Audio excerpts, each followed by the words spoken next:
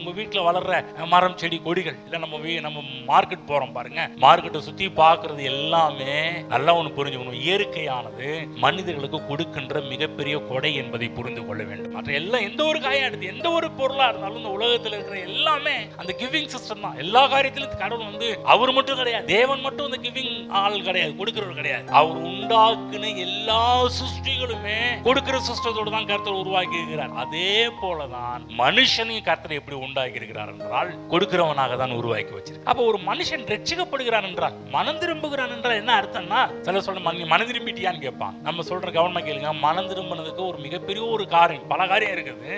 ஆனா அது ஒரு காரியம் பாத்தீங்கன்னா, அவன் மனம் திரும்புகின்ற ஒரு மனிதனுடைய வாழ்க்கையில் நடக்கின்ற ஒரு காரியம், மனுஷன் ஆதி நிலைமைக்கு அவன் திரும்புறான். ஆதியிலே கர்த்தர் மனுஷனை எப்படி உண்டாக்குனாரோ அந்த சிஸ்டத்துக்கு நேராக மனுஷன் திரும்புகின்றான். எப்படி? கொடுக்கிறவனாகவே திரும்புகின்றான். ஒருவன் கொடுத்தாலே அவன் மனம் திரும்பிட்டான்னு அர்த்தம்.